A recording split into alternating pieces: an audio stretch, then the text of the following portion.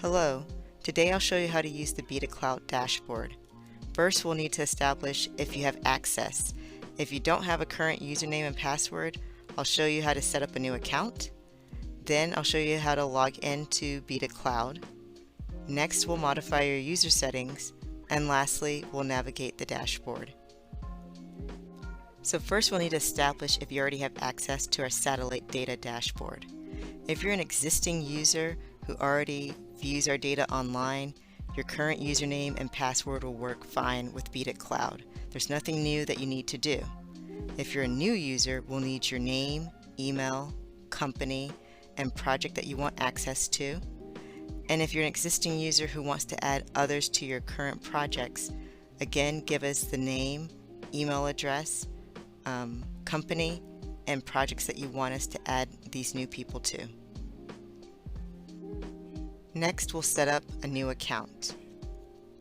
Once we have your user information, you'll receive an email from contact@beadedstream.com. Please check your spam folder because sometimes emails go there. The email will tell you to go to app.beadedcloud.com.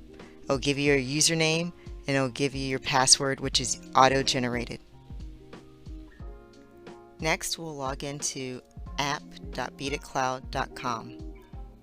You'll put in your username, which is your email address, and your auto-generated password. If you forgot your password, you can click on Forgot Password, and it'll ask you to reset. Now that we're in the dashboard, we can modify our user settings. In the top right corner, you'll see Hi, your first name. You'll see your email address right here and Edit Account. Click on Edit Account. This is where you can change your password and save your changed password right here. Next, you can also log out from that same area. In the settings icon, you can change your temperature to the units you want, the depth, the units you want, as well as the units you want for latitude and longitude, and save. And when you push save, you'll see a green check mark. And lastly, you can change light or dark mode depending on which one is your personal preference. Now it's time to navigate the dashboard. If you go to the top left, you can see the home button. That'll take you to your company. I made a test company for this demonstration called ABC Company right here. You'll see the projects listed underneath it. I made one test project. However, I did not make any sites, cables, or loggers for this demonstration. But to further show the capabilities of the graph and the data, I can look under projects, which will show other companies' projects that I'm a part of. And I assigned myself in this demonstration to Fresh Eyes on Ice, which is public information through the University of Alaska Fairbanks. So I'll click on Fresh Eyes on Ice, and you can see all of the sites that are listed with it. You can see all of the loggers that are listed with it, as well as if I scroll down, all of the cables that are listed with it. As I scroll back to the top, let's look at the data on the graph. Oh, one last thing. You can download data right here. The file organization, the date format. You do not have to pick a time range. You can just get all of the information and open it up in an Excel spreadsheet or a Google Sheet document by downloading the CSV file here. So let's open up that graph. You can also download the data right here on the graph, and same thing as a CSV file. So there's just two different locations where you can download the data.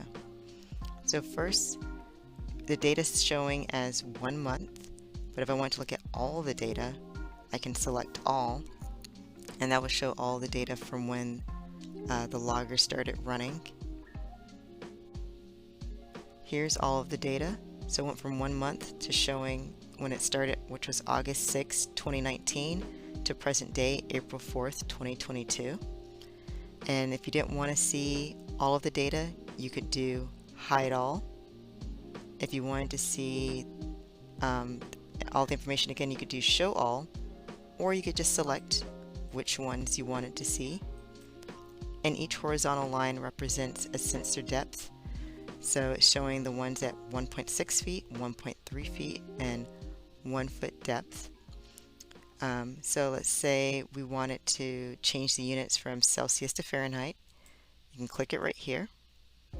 and that will change the temperature on the left margin right here on the y-axis on the graph, as well as on the point date on the bottom left and the vertical profile on the bottom right. You can choose to scroll down to see other points of data, as well as the panel temperature, battery level, sorry, and the communication status of the logger.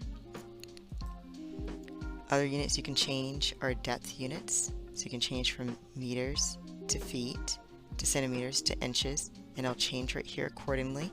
So right now it's in feet, I can change it to meters, and that went from 3.2 feet to 1 meter, and it changed accordingly on the point data and vertical profile. I can also look at all of the data that I want by clicking and dragging, so I can just see a certain time frame. So this shows me March 16th to March 22nd on all the sensor data here. And I can also click the button Reset Zoom, so I'll go back to what it was before, which was all the data showing.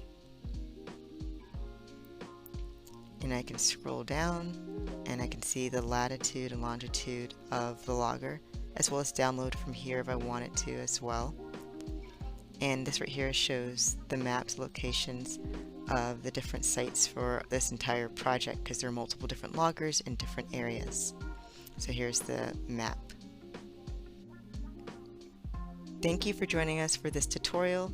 If you have any further questions, please feel free to reach out to us at contact@beadedstream.com. Thank you and have a good day.